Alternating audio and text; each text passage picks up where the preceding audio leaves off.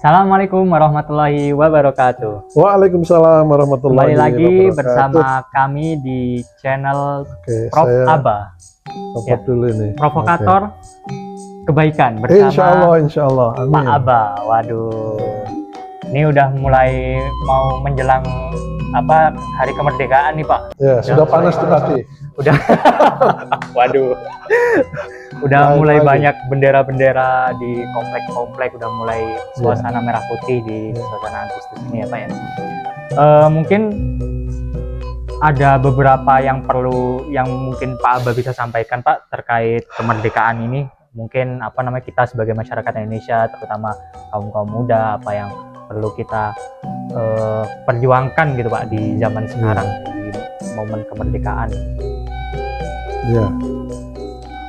Baik, Assalamualaikum warahmatullahi wabarakatuh. Waalaikumsalam warahmatullahi wabarakatuh.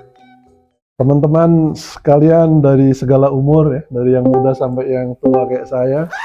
Kalau ngomongin kemerdekaan itu sedih ya. Saya punya ustadz sekarang umurnya nggak tahu, kalau ditanya nggak pernah ngaku soalnya. Dia tiap malam sholat tahajud, hampir tiap malam, dan sholat tahajudnya luar biasa. Kadang-kadang hanya 2 rakaat, tapi lamanya 2 jam. Masya Allah. Karena pas baca suratnya banyak bener ya. Kadang-kadang beliau rukuk, itu satu rukuknya 15 menit. Saya pernah nanya, wah kenapa rukuk lama sekali 15 menit? Ya karena saya sedang merayu Tuhan katanya. Coba bayangin ada anak, siapa yang sudah punya anak di sini, terus bilang gini, ayah beliin mainan dong sambil lari gitu. Dibeliin nggak? Enggak. Ayah beliin sepeda dong sambil lari gitu. Enggak. Tapi kalau dia pegang begini, ayo dong beliin sepeda, nggak ada duit.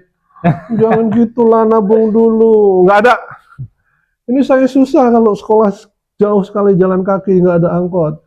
Nah, bapaknya malah mikir kan, ya nanti kumpulin duit dulu. Ayolah, jangan lama-lama. Coba kalau anak yang kayak gitu merengek lama sekali, luluh nggak bapaknya? Ya pasti luluh lah. Nah kira-kira itu yang dilakukan guru saya itu, dia rukuk bisa sampai 15 menit. Waktu saya tanya kenapa rukuknya lama sekali, dia jawabnya karena saya sedang merengek-rengek ke Allah. Kalau kamu rukuknya cuma 3 detik lalu bangun, ya terserah kamu, berarti kamu nggak butuh-butuh amat, gitu ya.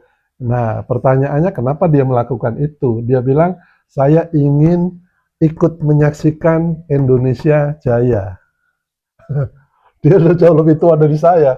Mungkin ada deg-degan juga ya, aduh umur sudah 100 lebih, belum beres-beres juga. Nah yang dia selalu ingatkan ke kita ini punya harta pusaka. 1 Pancasila, yang kedua UUD 45. Pancasila itu betul-betul warisan yang luar biasa, genuine founding ya, ide gagasan yang tumbuh dari masyarakat kita, diperes dari Saripati Bumi Indonesia, sehingga muncul 5 sila itu, ya, ketuhanan yang Maha Esa, kemanusiaan yang adil dan beradab, persatuan Indonesia, kerakyatan yang dipimpin oleh hikmah kebijaksanaan dalam permusyawaratan perwakilan. Itu bukan demokrasi. Ya. Memang pada waktu Pak Karno pidato di PBB, 1 ketuhanan yang Maha Esa, believe in one God. Yang kedua, kemanusiaan yang adil dan beradab, humanity, gitu aja. Lalu unity gitu. Yang keempat, demokrasi gitu. Padahal panjang itu. Kerakyatan yang dipimpin oleh hikmah. Berarti harus orang yang berhikmah yang duduk di situ. Dalam permusyawaratan, ingat nih, musyawarah itu istilah agama, bukan istilah pasaran. Perwakilan itu juga istilah agama. Itu dua-duanya bahasa Arab. Musyawaratan, perwakilan, ya kan? Jadi itu warisannya. Dan yang terakhir, keadilan sosial bagi seluruh rakyat Indonesia. Coba adil itu diganti dengan kata yang asli bahasa Indonesia. Ayo, Mas Amar.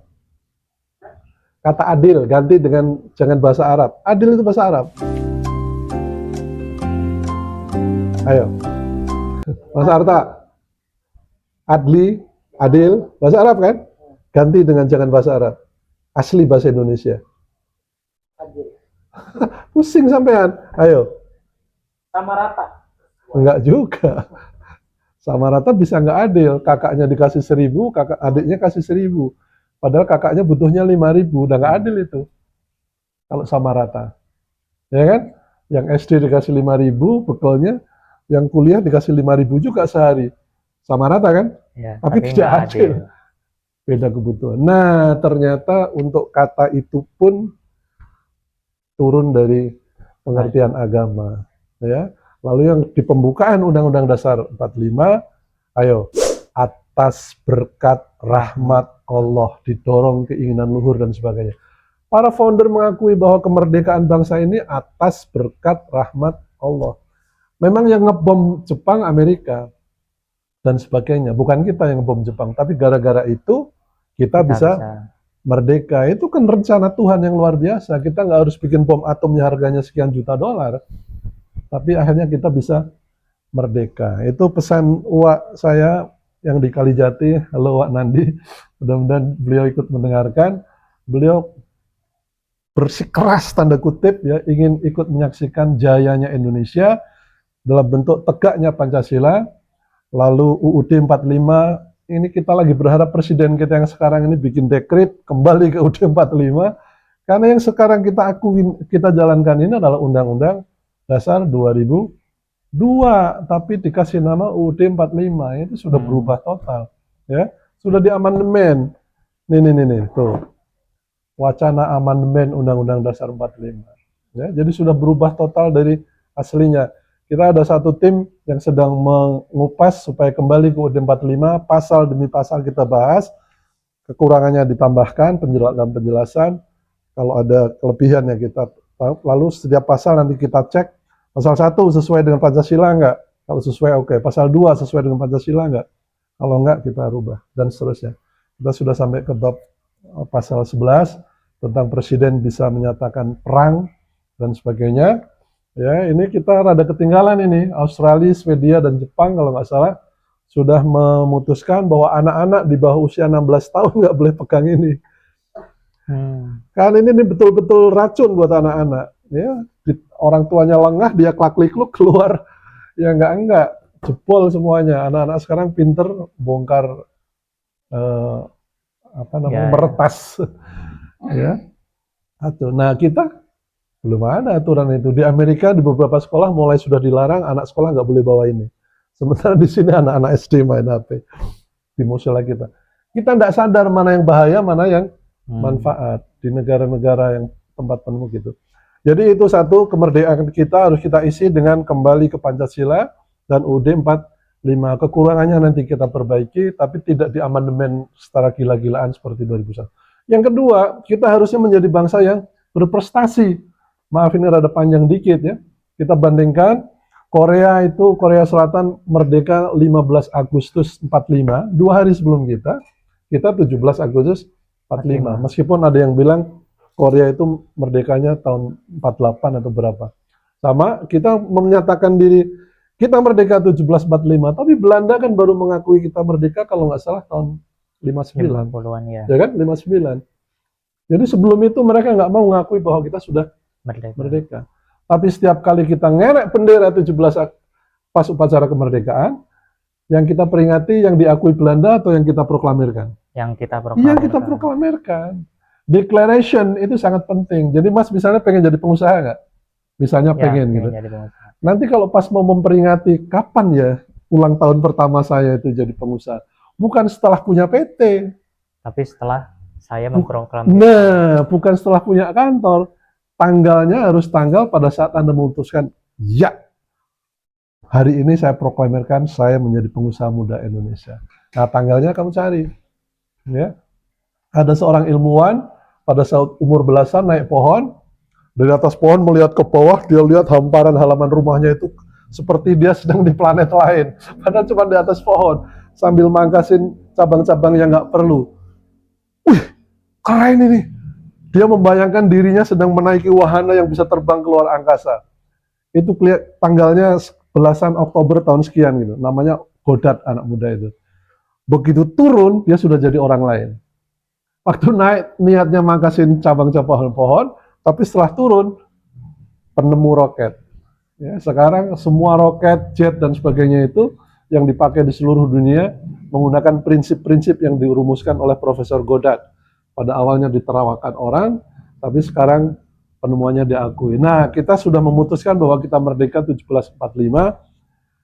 Korea 15 Agustus 45. Nah sekarang prestasinya apa?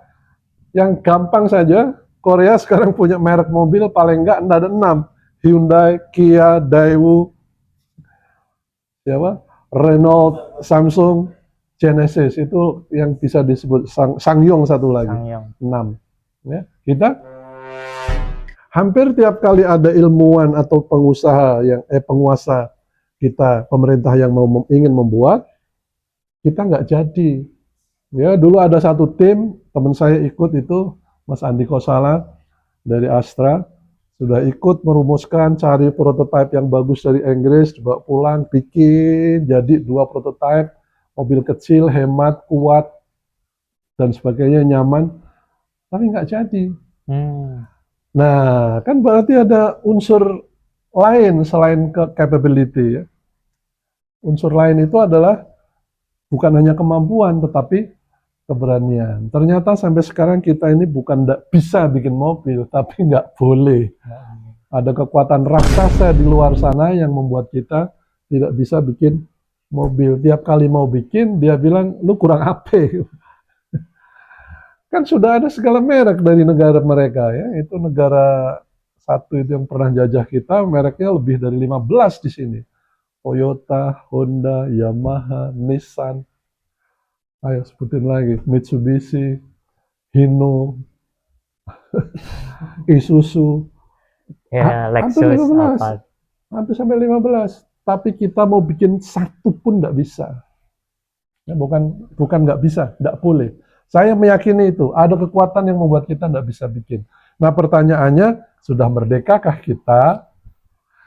Belum. Kalau keadaannya seperti itu, kita masih ditekan dalam hal-hal yang uang bukan kita. Bank Indonesia itu bukan milik Indonesia, itu milik Bank Dunia. Ya, kita mau cetak uang, negeri-negeri kita, uang-uang kita nggak bisa seenaknya aja. Ada yang ngatur, nggak bisa. Kamu harus begini baru boleh. Harus punya cadangan emas sekian dan sebagainya.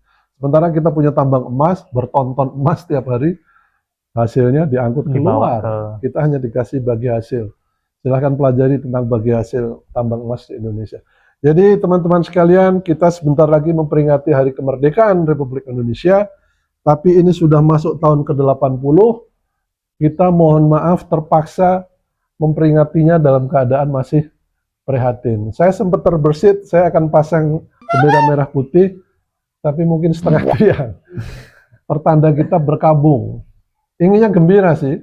Nah, anak-anak muda sekarang sedang euforia mau pasang bendera One Piece. Ya. Termasuk Ustadz Felix Yao, saya lihat di TikToknya, saya lagi kesel ini, saya bawa bendera begini kok dilarang, apa salahnya gitu. Ya, ya bagi yang sedang berkuasa sekarang itu sangat mengusik. Dulu ada kaos tulisannya tertentu aja dilarang, apalagi sekarang mengangkat bendera yang bukan merah putih pada saat kemerdekaan. Ya, itu merdeka saat terserah saja, ya, tidak melanggar aturan apa-apa. Yang melanggar itu kalau ini merah putih lalu di atasnya One Piece, itu nggak boleh. Kalau Anda bawa One Piece di sini merah putih di situ ya terserah Anda saja. Lalu sampaikan tujuannya dengan jelas. Kalau Anda bilang bahwa ini kan simbol perlawanan, diambil dari film kartun. Kalau Anda nggak ngerti berarti Anda nggak nonton film kartun itu. Ya. Ini perlawanan bahwa rakyat sedang tidak baik-baik saja. Kita sudah 80 tahun merdeka, tapi setiap kali ganti presiden, gitu-gitu terus ya. Hari-hari ini sebetulnya saya lagi panas sekali, karena di Afrika ada presiden muda, mengambil alih kekuasaan tahun 2022, sekarang tahun berapa? 2025. 2025, baru 3 tahun, Kapten Ibrahim Traore sudah bisa menasionalkan 5 tambang emasnya, ya. 3 punya Perancis, 2 punya Cina kalau nggak salah, tutup kata dia. Kalian pulang. Loh ini kan belum selesai kontraknya, ayo hitungan ganti ruginya. Berapa saya harus bayar ganti rugi kalau sekarang saya tutup? Tutup. Nah, berita terakhir saya baca, dia sudah berhasil membayar ganti ruginya itu. Utang luar negerinya sudah dibayar. Dengan cara, lah emasnya kan mandek, diolah oleh mereka sendiri. Slogannya adalah emas Burkina Faso untuk bangsa Burkina Faso. Minyak Burkina Faso untuk bangsa Burkina Faso. Sekarang cadangan emasnya sudah kurang lebih 200 ton di dalam negeri, bisa dijual dengan harga normal, kaya. Dia bisa membebaskan biaya pendidikan, bebas pajak, itu yang Menteri Keuangan kita tiap kali harus ngomong pajak, pajak, pajak. Dia nggak mikir bahwa tugas dia untuk mensejahterakan rakyat, bukan untuk morotin pajak. Pajak dibebaskan, dan satu lagi, kalau rakyat pinjam ke bank BUMN mereka, tanpa bunga. Tambah bunga. Dalam 3 tahun, no tax, no interest, no education fee, cost education fee atau tuition fee. Luar biasa. Cukup 3 tahun. Sementara kita sudah punya presiden hebat, dokter titik-titik 2 periode. Lalu Pak Jokowi kemarin 2 periode. Dan yang sekarang sudah 10 bulan. Ya. Ini betul-betul prihatin buat kita. Anak-anak Indonesia luar biasa. Kalau sekolah di luar negeri rata-rata jadi juara kelas. Kalau ikut lomba kita rata-rata juara. Baru saja muncul anak SD dari Kupang juara lomba matematik, mengalahkan ribuan orang dari seluruh dunia. Itu anak Indonesia.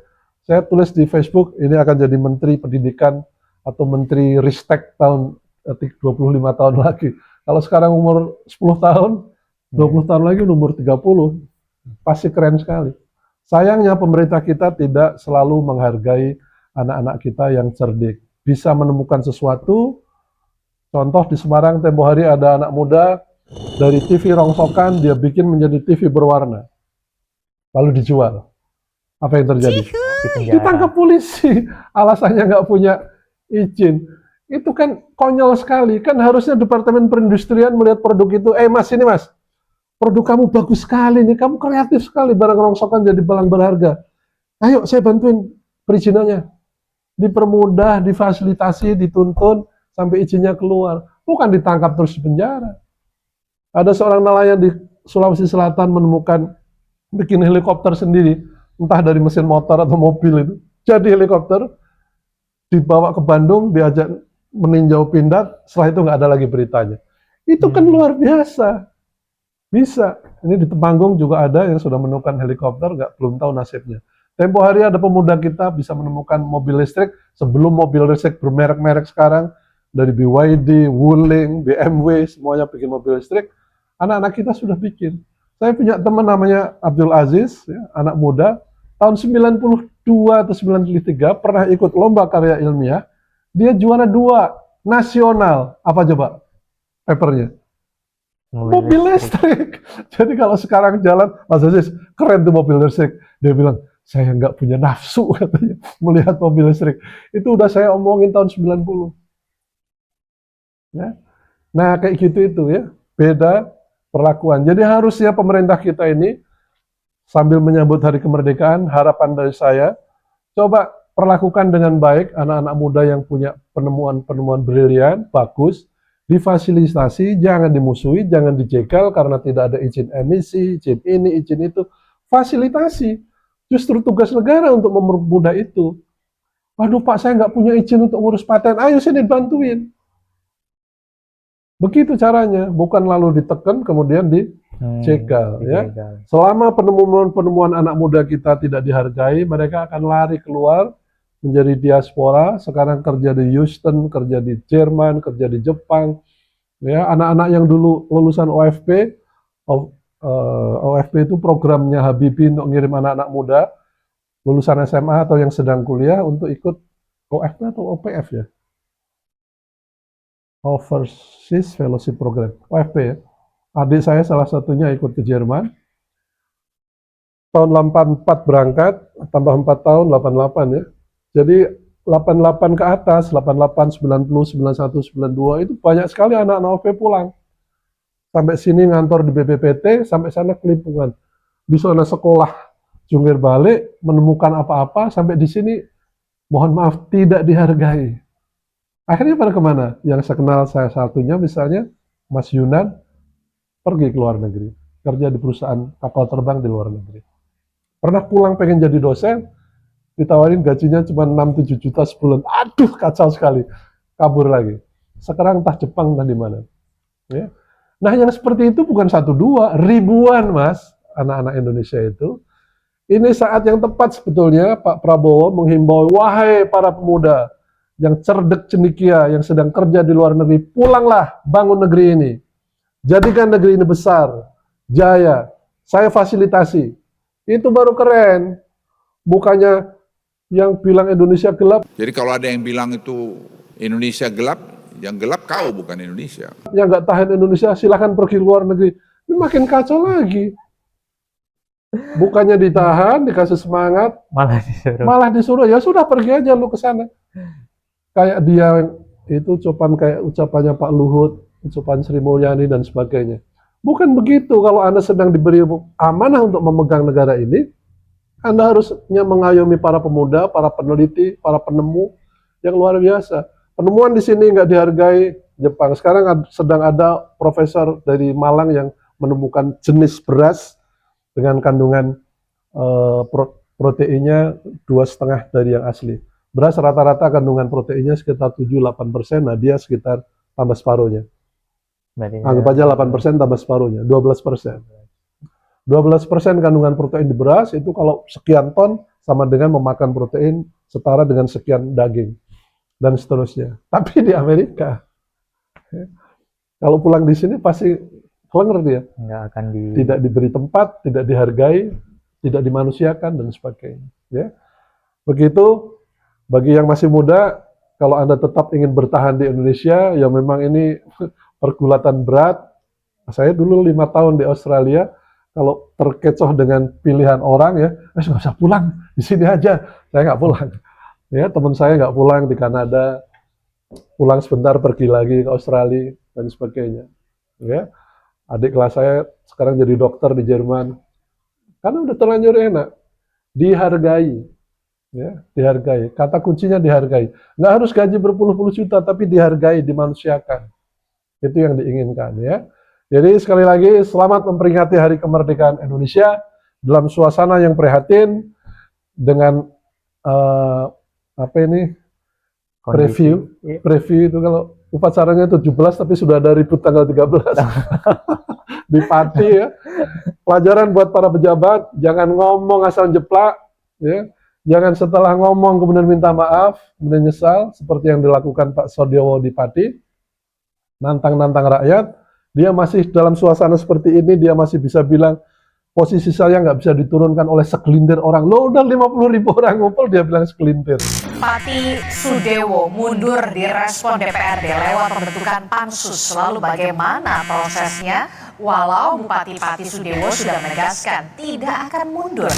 Kebijakan yang tidak pro rakyat membuat Bupati Pati Sudewo didemo warga. Meski sudah membatalkan kebijakan kenaikan PBBP 2 hingga 250%, namun nyatanya warga yang terlanjur marah kini menginginkan Bupati Sudewo lengser.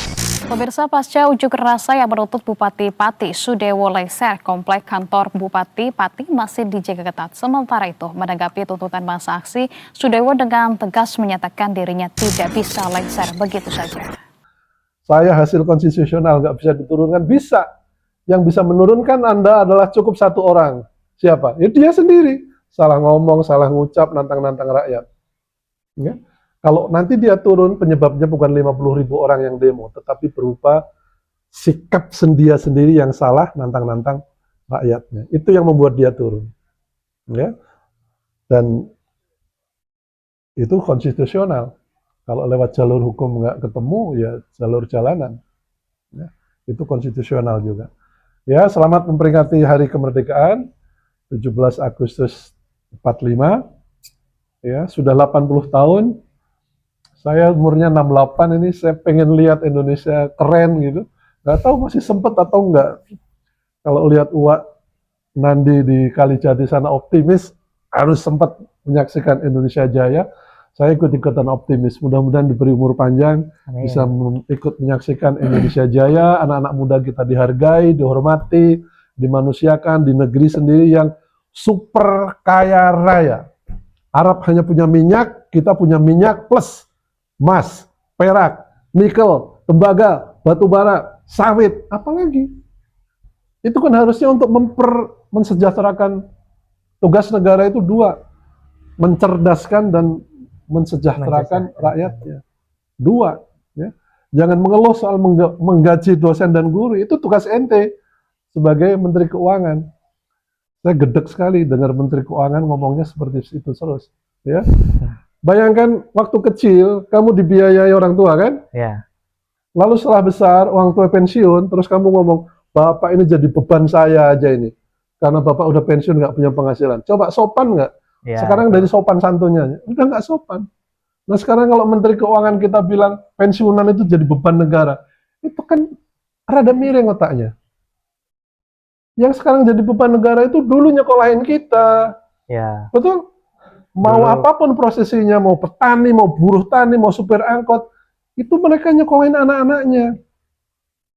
Apalagi yang pensiunan yang udah jelas haknya kewajiban negara untuk memberi pensiunan. Masa pensiunan dibilang beban negara? Lalu guru dan dosen. Masa Apa harus negara semuanya memenuhi kebutuhannya? Itu lebih gendeng lagi.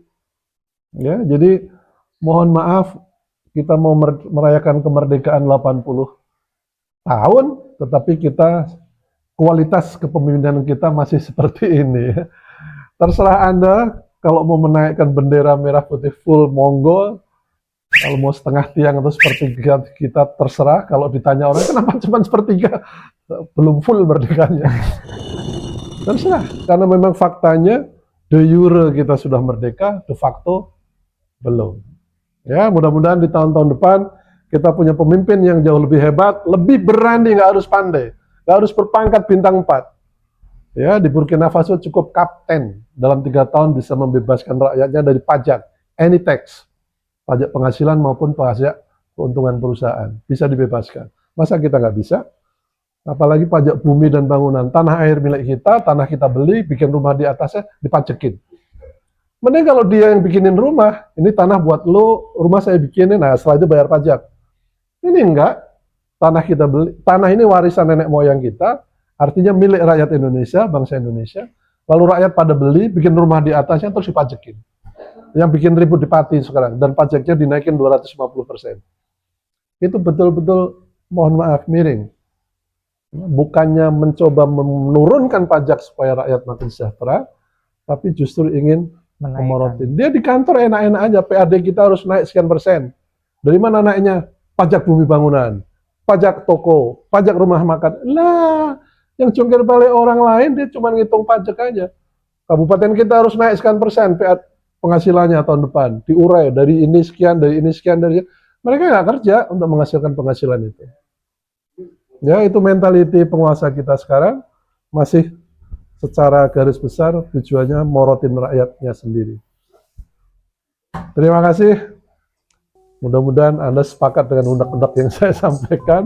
Jangan putus asa, negeri kita masih berpotensi untuk menjadi negara besar, asal pemimpin-pemimpin kita luar biasa dan rakyatnya berani memprotes kalau ada ketidakberesan. Terakhir, ini ada percobaan ya. Seorang dosen masuk, mahasiswanya harus kira-kira ada 20, lalu dia bilang, "Hei kamu, saya nggak suka kamu ada di sini, saya nggak ingin kamu mendengarkan kuliah saya, keluar," katanya.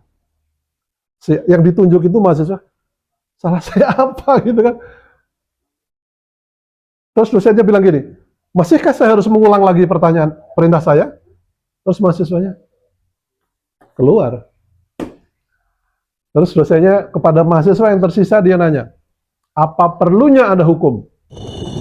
Yang satu jawab, "Supaya ada keadilan, supaya ada keteraturan, supaya ada ini. Yang sisanya tadi, sekitar 11-15 orang. Terus dia nanya lagi, "Tadi saya ngusir mahasiswi tadi, itu adil nggak?" Adil nggak? Nggak adil. Tidak adil. "Kenapa kalian diam semua?" katanya. "Kenapa kalian tak satu pun melarang saya?" "Pak dosen, itu nggak adil." "Kenapa coba?" "Ente penakut. Boro-boro ngadepin penguasa yang luar biasa, ini ngadepin dosen, berlaku tidak adil di kelas aja, ente diam." Nah kalau itu diekspor, dibesarkan skalanya, ya itulah gambaran yang di luar yang banyak itu ya di sini. Ternyata Anda tidak berani melawan ketidakadilan. Kan harusnya Anda protes. "Pak dosen, saya nggak setuju." "Apa salahnya teman saya tadi kok dikeluarkan?" "Debat dong saya." Diem semua mahasiswanya. Rupanya tadi itu tes aja, percobaan. Dan begitulah keadaan rakyat kita sekarang. Kalau ada ketidakadilan, mereka diam. Karena apatisme, karena ketidakpedulian, atau karena dicekokin bantuan tunai sosial sehingga dia nggak berani mengucap apa-apa. Nah, kasus yang di Pati ini betul-betul luar biasa. Mereka bangkit berani melawan ketidakadilan dan kesewenang-wenangan. Ya, kalau rakyat bisa seperti itu, insya Allah negeri kita ini akan maju dan membesar. Rakyatnya harus proaktif. Bukan mau bikin hara-hara, huru-hara, bukan mau makar, tapi kalau ada jelas ketidakadilan, orang nyolong ayam di penjara 2 tahun, korupsi sekian triliun, cuma 3 tahun juga, itu betul-betul tidak adil dan kurang ajar. Disuruh memiskinkan, alasan dia kasihan lah anak-anaknya. Lu ente nggak kasihan sama yang nyolong ayam itu, dia juga punya anak, punya istri. Nolong ayam jelas karena kebutuhan, nggak bisa makan. Ya. Lah yang korupsi triliunan, apa kebutuhannya kalau nggak keserakahan? Ya. Mari kita berdoa mudah-mudahan negeri kita masih bisa diselamatkan dan kita semua Amin. masih ikut bisa menyaksikan jayanya Republik Indonesia. Makasih Mas. Ya, Panjang gitu Masya jawabnya Allah. ya.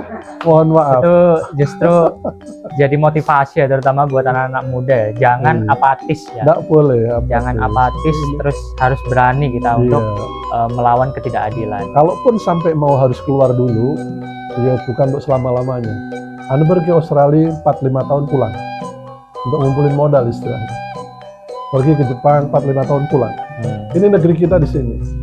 Lebih baik hujan batu di negeri sendiri daripada hujan emas di negeri orang, kan begitu peribahasanya. Benar. Ya. Ya, semoga episode kali ini bisa membangkitkan semangat kita untuk memajukan bangsa ini. Kita sama-sama mendoakan kemajuan bangsa ini. Terus habis itu semoga kita bisa sama-sama melihat Indonesia berjaya ya Iya. Pak ya. Pancasila berdaulat, bangsa selamat. Nah, itu tagline kita. Ya. Benar. Pancasila berdaulat, Bangsa selamat. bangsa selamat. Oke, terima kasih di episode kali ini. Jangan lupa subscribe dan komen dan juga like-nya. Sekian. Assalamualaikum warahmatullahi wabarakatuh. Waalaikumsalam warahmatullahi wabarakatuh. Ilalika.